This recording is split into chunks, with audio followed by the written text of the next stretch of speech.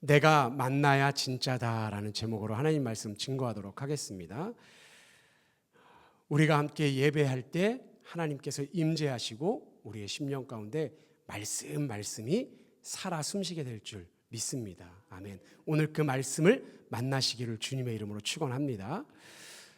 율법적으로 부정하게 여겼던 사마리아였다고 지난 시간 우리가 함께 말씀을 나누면서 말씀을 드렸습니다.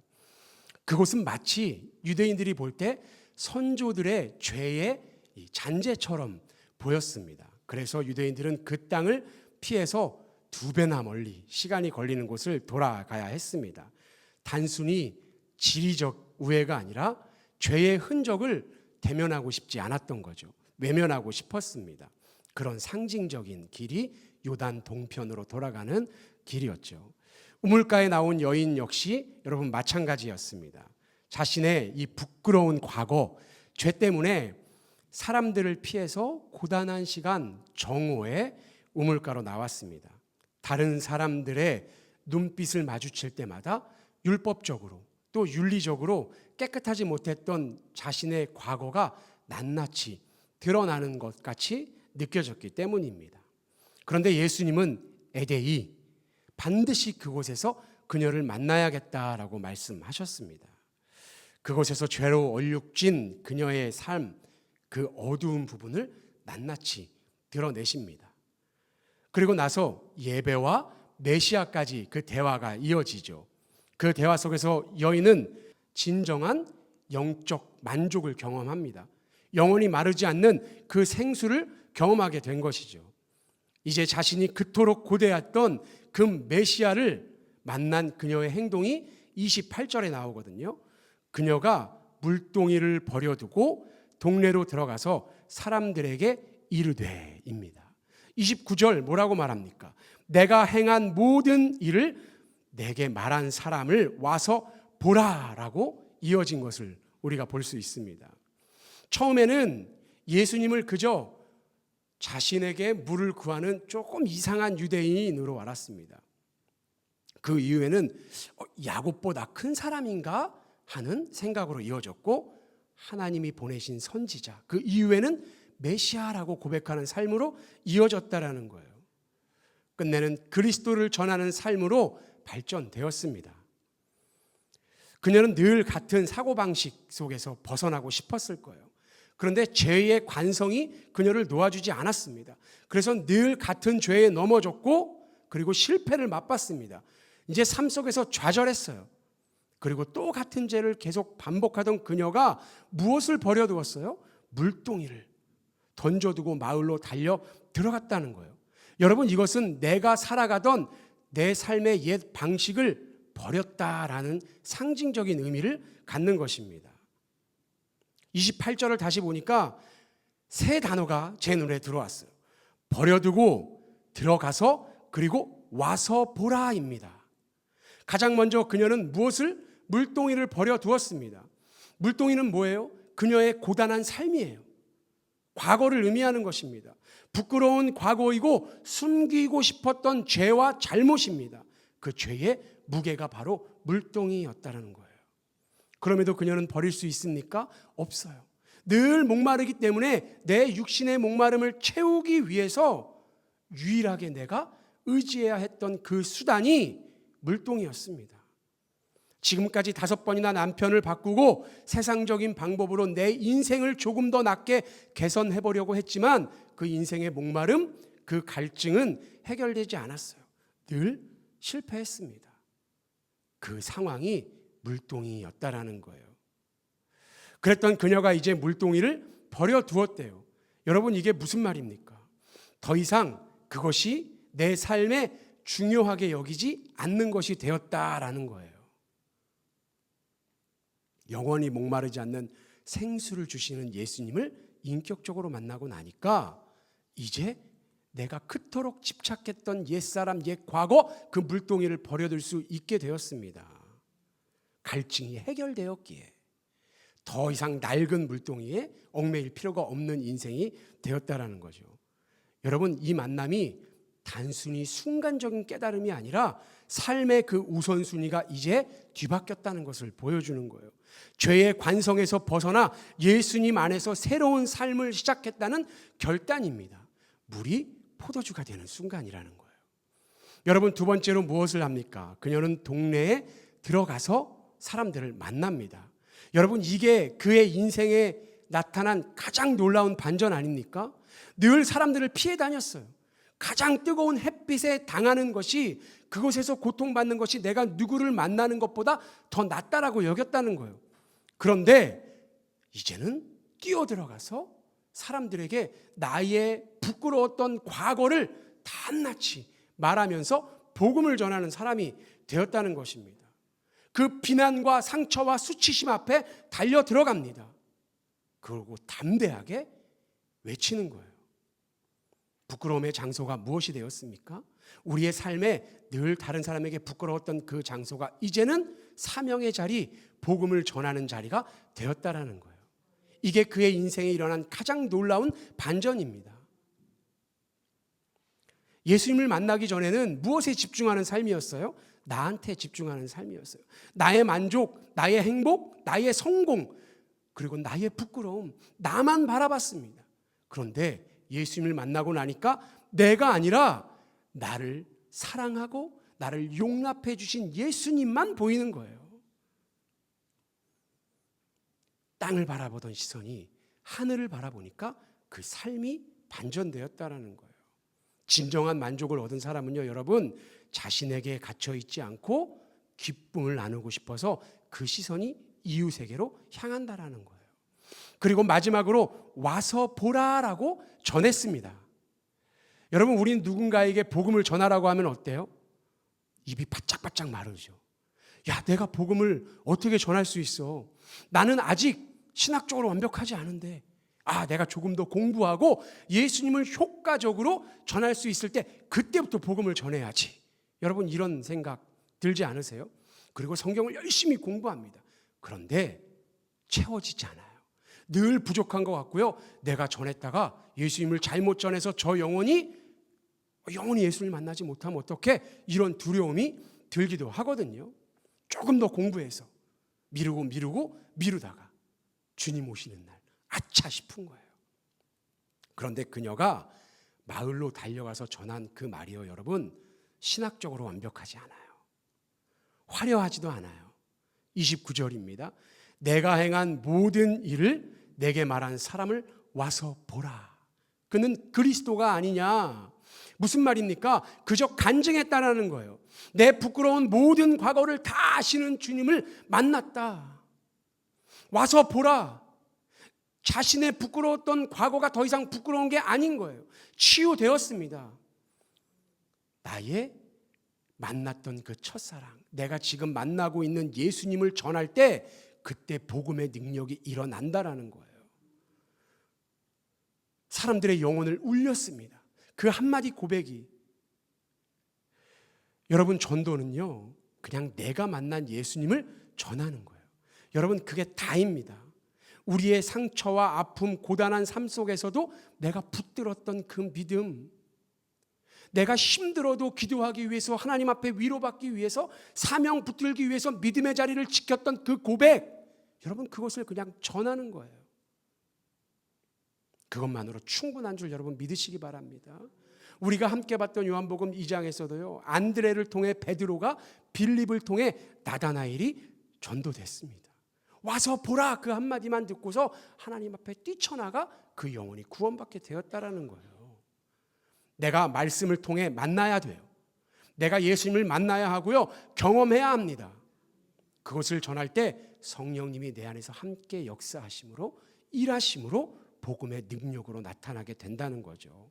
말씀을 준비하면서 이 오늘 사마리아 여인이 물동이를 버려두고 마을로 뛰쳐 들어가서 외치는 그 모습을 한번 상상해 봤어요. 가슴이 벅차오르더라고요.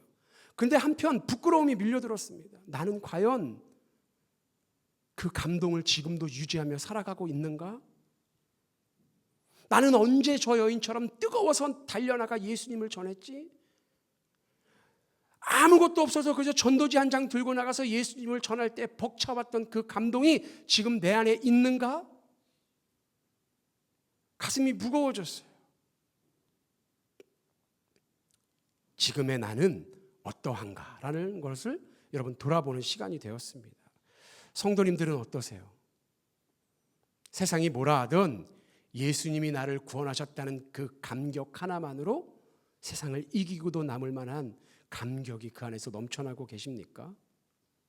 그 첫사랑의 열정이 지금도 꺼지지 않고 불타오르고 계십니까? 우리가 예수님을 향한 열정이 여러분 식어졌다면요, 어쩌면 우리는 잘못된 만족을 구하고 있어서 그런 걸지도 모른다는 거예요. 데살로니가 5장을 보니까 성령을 소멸하지 말라라고 말씀하거든요. 바울은 우리에게 그렇게 권면하고 있습니다. 이 말은 뜨겁게 불타오르는 그 성령의 열정을 잃어버리지 않으려면 계속해서 새로운 장작이 우리 안에서 공급돼야 된다는 거예요. 갈라디아서 5장을 보니까 우리 안에 불을 꺼트리는 육체의 일과 그리고 불을 지피는 성령의 열매를 명확하게 대조해 놨거든요. 바울은 육체의 일을 분노, 음란, 시기, 분쟁, 우상숭배, 분열, 술 취함 같은 것들이라고 설명합니다. 우리 안에 그런 것들이 차오르면 성령이 소멸된다는 거예요. 우리의 마음을 빼앗기게 된다는 것입니다. 중심이 무너집니다. 그런데 예수님이 우리에게 먼저 보여주신 사랑, 희락, 화평, 오래 참음, 자비, 양선, 충성, 온유, 절제, 이런 성령의 열매들이 우리 안에서 끊임없이 올라오도록 우리가 노력하고 또 노력한다면 우리 안에 그 성령의 불이 꺼지지 않고 늘 활활 타오른다는 거예요. 여러분, 이게 말씀대로 살아가는 삶입니다. 그 결과는 성령 충만입니다. 오늘 본문의 사마리아 여인은 이 꺼지지 않는 불을 경험한 거예요. 그런 그녀의 뜨거움을 한 문장으로 요약할 수 있는 거예요. 물동이를 버려두고 갔다라는 거예요. 여러분, 우리는 어때요? 우리의 신앙이 지금 건조합니까? 십자가 그 복음을 들어도, 다시 오실 예수님을 우리가 설교를 통해서 들어도, 말씀을 통해 읽어도 나의 마음이 여전히 차갑습니까? 우리가 구원의 감격으로 주님 앞에 그 십자가 붙들면서 철저히 회개했던 그 죄가 다시 차오르고 있지는 않나 점검하는 시간 되기를 주님의 이름으로 소망합니다. 31절 이하를 보니까 예수님께서 이 여인을 만나시는 동안 제자들이 마을에서 음식을 구해왔습니다. 그리고 드십시오라고 청하니까 예수님이 또 이해하지 못할 말씀을 제자들에게 하세요. 34절, 예수께서 이르시되 나의 양식은 나를 보내신 이의 뜻을 행하며 그의 일을 온전히 이루는 이것이니라 라고 말씀하시는 거예요. NIV로 봤어요. 영어 성경으로. 그랬더니 예수님이 말씀하신 양식을 My food is라고 얘기하더라고요. 그러니까 내가 먹는 음식은 이라고 말씀하셨다는 거예요. 그리고 마지막에 그의 일을 이루는 것, 이것을 to finish his work라고 해놨어요. 뭐예요? 일을 끝마치는 것이다 라고 적어놨다라는 거예요. 그러니까 주님이 말씀하시는 거예요. 나의 필수적인 영양분은 날마다 취해야 하는 그 음식은 이것이다 라고 말씀하시는 거예요. 여러분, 마지막은 뭐예요? 예수님의 십자가 사건을 말하거든요. 그것으로 우리의 구원이 완성되잖아요. 그때까지, 그 일을 끝마칠 때까지 나는 이것을 계속해야 된다라고 말씀하시는 거거든요. 그게 나를 오늘을 살게 한다, 하루도 멈출 수 없다라고 말씀하시는 거예요. 그것이 요한복음 3장 17절입니다. 이것이 예수님의 사명이에요. 하나님이 그 아들을 세상에 보내신 것은 세상을 심판하려 하심이 아니요 그로 말미암아 세상이 구원을 받게 하려 하심이라. 그 구원을 받게 하기 위해서 주님은 단 하루도 쉬지 않고 그것을 양식 삼아서 늘 하루하루 살아가신다는 거예요.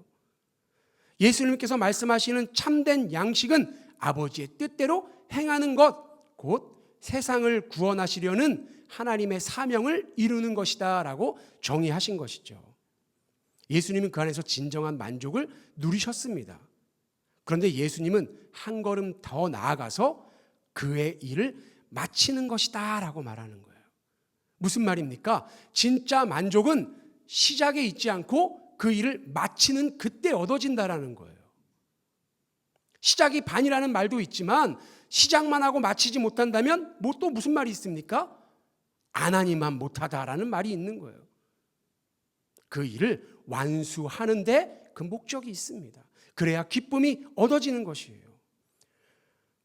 예수님께서 저와 여러분을 자녀로 또 복음 전도자로 부르셨어요.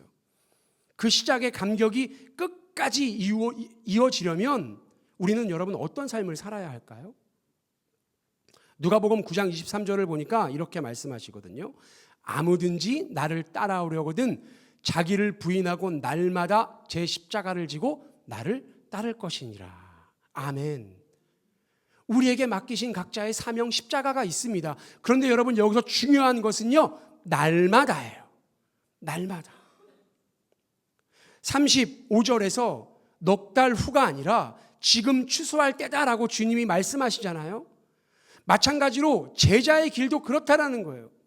내일부터, 내일 모레부터가 아니라 지금 이때 추수하듯이 내가 오늘 제자답게 살아가야 한다라는 거예요. 그러면 결국 추수할 때와 제자의 길이 같은 의미라는 것이죠. 추수하는 것도 우리가 십자가 앞에서 담대하게 제자의 길을 걸어가는 것도 언제요? 오늘, 지금, 날마다 멈추지 않고 이루어져야 한다는 거예요. 제가 자주 하는 말이 있죠. 우리 구원의 감동은 유통기한은 얼마입니까? 하루입니다. 하루. 날마다 새로운 것으로 채워야 한다는 거예요. 날마다 십자가를 지는 그 길이 무엇인가? 지금도 구원받을 영혼들을 위해서 애쓰고 수고하는 것.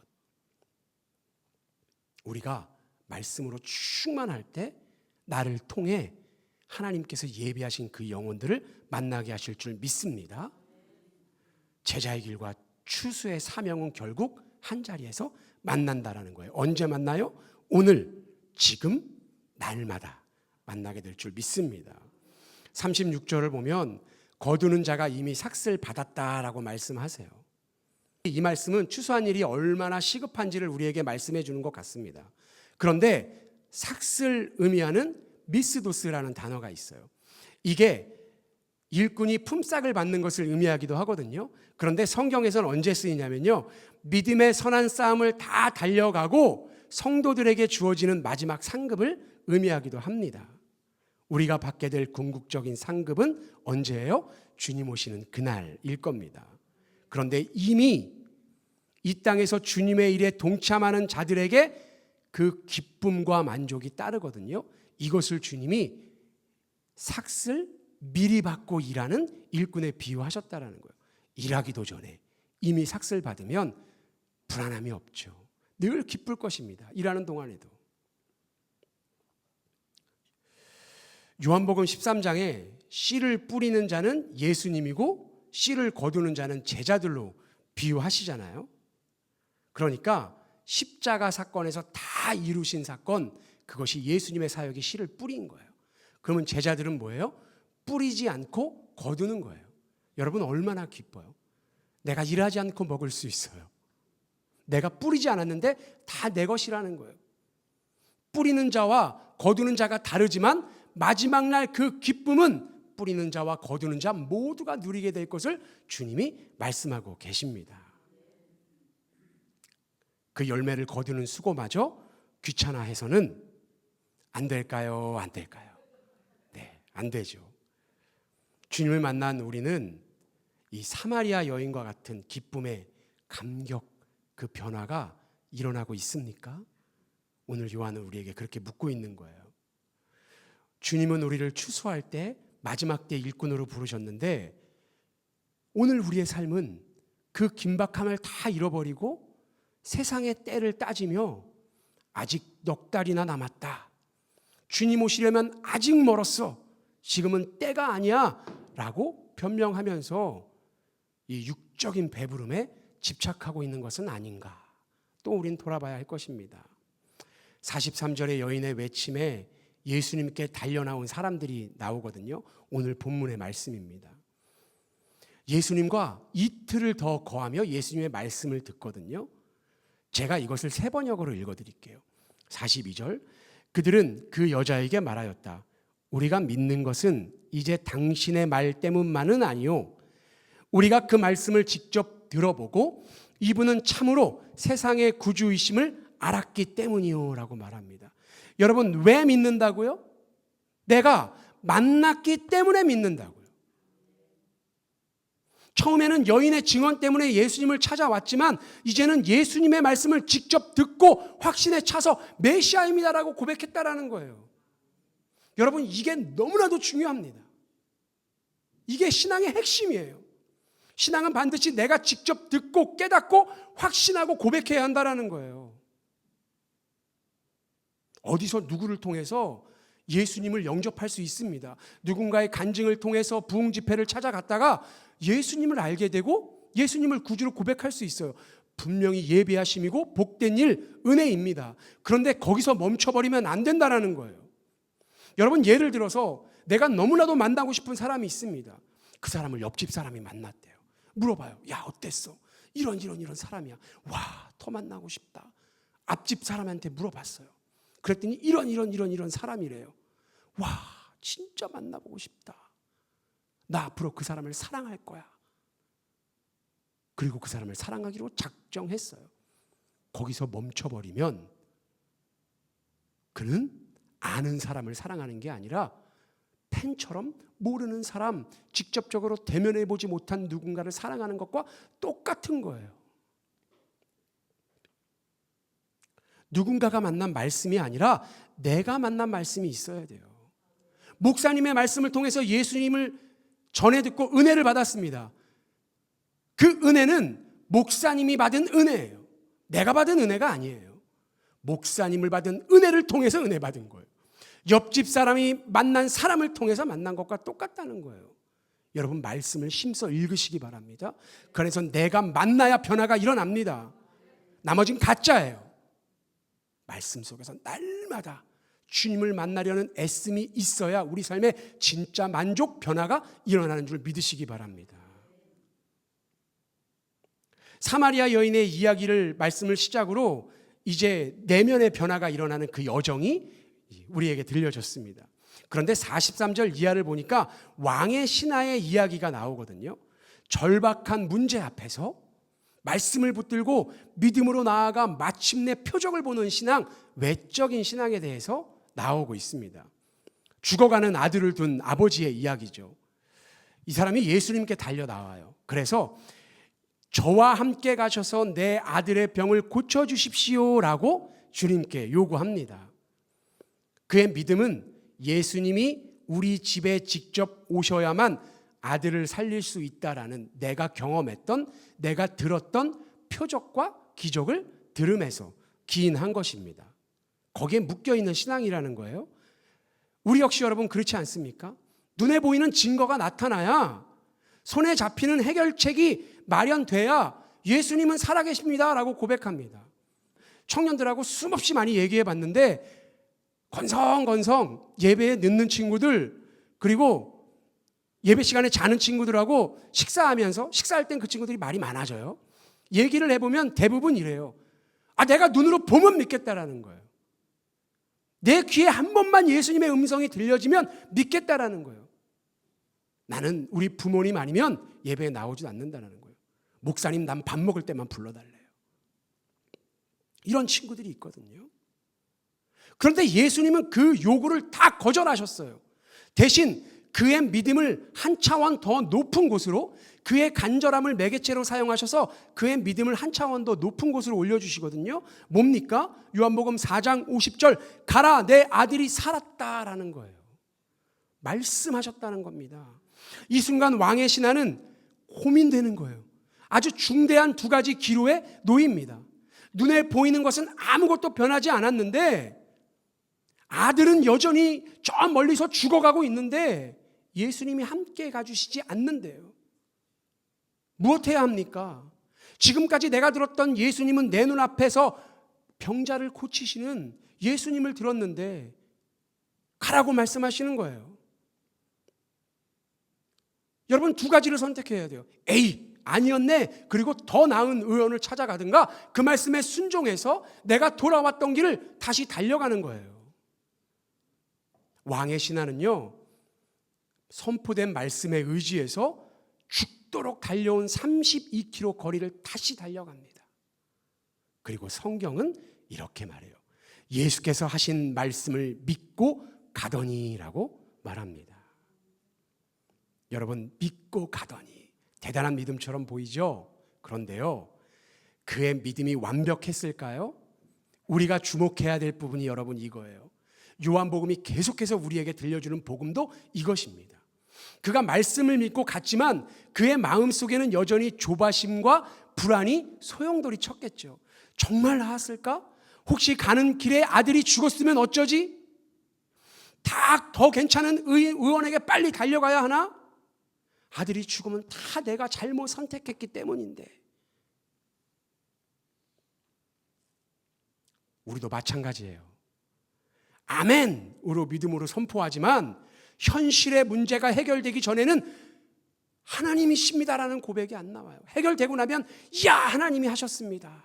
이게 우리 믿음의 지금의 현 주소이고 한계라는 거예요. 문제가 해결되기 전까지 우리 마음에 늘 한켠에는 의심, 불안함이 자리 잡고 있다라는 거예요. 그 불안감이 51절 이하에 나타나는 거거든요. 51절, 52절을 우리 한번 함께 읽어볼까요? 4장 51절, 52절 우리 함께 읽어보겠습니다. 시작.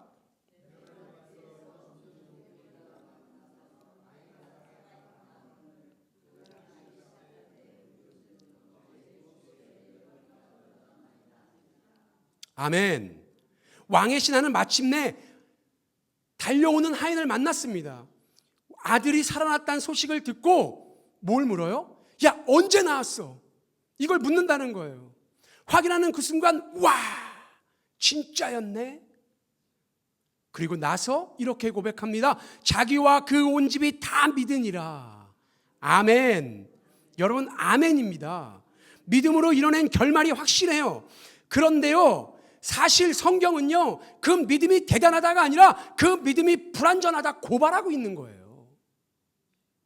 사마리아 여인의 이야기가 마무리되는 43절부터 성경을 찬찬히 읽어보잖아요. 43절 이하의 말씀을 한번 보면 44절 선지자가 고향에서는 높임을 받지 못한다.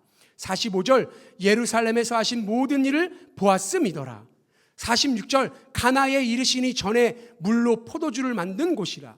48절 너희는 표적과 기사를 보지 못하면 도무지 믿지 아니하리라. 52절 그 낫기 시작한 때를 물은즉 53절 그때인 줄 알고 믿으니라. 여러분, 다시 보니까 어때요? 부정적인 말들이 가득한 거예요. 그런데 우리의 마음은, 우리의 믿음은 그 말씀들을 외면해요. 왜요? 우리가 원하는 믿음이 저 정도거든요. 그냥 해결되면 되거든요. 거기까지만 하면 나는 예수님께 바랄 게 없거든요. 그러니까 성경에서 이루어진 것만 보고 그 과정 가운데 불안함과 불편함은, 그 고발은 눈을 가려버린다는 거예요. 그러니까 성경이 제대로 읽히지 않습니다. 주님이 원하시는 믿음은, 우리가 최종적으로 바라봐야 하는 것은, 나아가야 하는 것은 누구의 믿음입니까? 백부장의 믿음이더라는 거예요. 주님 말씀만 하옵소서, 그리하면 내 하인이 낫겠나이다. 주님이 말씀하시죠. 이스라엘의 이만한 믿음을 보지 못했다. 요한복음 20장에서도요, 부활하신 예수님은 의심 많은 도마에게 말씀하세요. 너는 나를 본고로 믿느냐? 보지 못하고 믿는 자가 복되다. 요한복음은 기적이 목적이 아니라 말씀을 통해서 날마다 경험된 그 예수님과 대면해서 생기는 믿음이 진짜다라고 말하는 거예요. 그래서 1장부터 뭐라 그럽니까? 예수님은 빛이시다. 태초에 말씀이 계시니라는 그 위대한 창세기 1장 1절의 고백으로 시작한다라는 거예요. 왕의 신하 사건도 결국 우리에게 질문하는 거예요. 너희는 보아야 믿겠느냐? 아니면 말씀이 들려지는 그 순간 확신하고 평안함 가운데 머물 수 있느냐? 사마리아 여인은 기적을 보지 않았습니다. 그럼에도 말씀 속에서 나의 모든 상처를 치료해 주시는 하나님을 인격적으로 만났습니다. 그리고 그 감격 하나만으로 나의 전부였던 물동이를 던져두고 증인의 삶을 시작합니다. 여러분, 우리도 그 첫사랑의 감격을 놓치지 말아야 합니다. 그 감격이 주님이 오시는 그날 때까지 이어지기를 주님의 이름으로 도전합니다. 누군가의 신앙 간증에 은혜롭다 하고 만족하는 것을 여러분, 우리가 넘어서 내가 직접 그 말씀을 대면하고 주님과 대화하고 그분이 나의 주님 되심을 고백하는 과정이 반드시 필요합니다. 또 왕의 신화의 이야기는 우리에게 도전하는 거예요. 우리의 기도가 응답되고 문제가 해결되면 와, 하나님은 살아계십니다, 이것이 아니라, 물론 그것도 귀한 고백이 맞지만 주님은 우리가 한 단계 더 성장하길 원하신다. 문제가 해결된 것을 보고 믿는 것이 아니라 내 아들이 살았다, 그 말씀을 듣는 순간 기쁨으로 나아갈 수 있는 믿음, 감사함으로 나아갈 수 있는 믿음, 우리 안에 이 믿음이 필요합니다. 우리가 이 믿음으로 말씀을 온전히 누리며 이 마지막 때를 기쁨으로 살아갈 수 있는 저와 여러분이 되기를 소망합니다. 우리 인생의 목마름은 인생이기에 계속 찾아올 거예요. 그때마다 사마리아 여인처럼 말씀 안에서 주님을 붙들고 깊이 만나시기 바랍니다. 우리 안에 반드시 회복이 일어날 것입니다. 내가 만나야 뭐예요? 진짜예요. 내가 만나야 진짜예요. 오늘 주님께서 우리의 각자에게 말씀하세요. 일어나 가라. 내 믿음이 너를 구원하였느니라. 우리 그 음성이 우리 안에 들려진 줄 믿습니다. 우리 기도하겠습니다.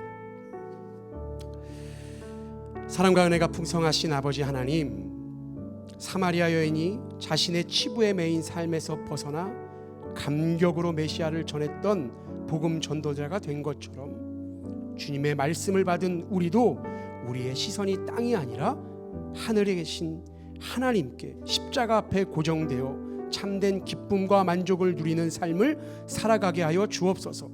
부끄러웠던 과거마저도 주님의 영광을 위한 간증으로 삼는 담대함 주시고 그 안에서 늘 열매 맺는 인생 되게 하여 주옵소서. 우리의 믿음이 흔들리지 않게 하시고 누구의 말을 통해서 깨닫는 것을 넘어 직접 읽고 기도하며 주님을 인격적으로 만나 영적인 교제를 갈망하며 살아가는 우리 되게 하여 주옵소서. 주님이 우리에게 말씀하실 때 이미 문제가 해결된 줄 믿고 감사하며 찬양하는 삶 살아가게 하실 줄 믿으며 살아계신 우리 주 예수 그리스도의 이름으로 기도합니다. 아멘.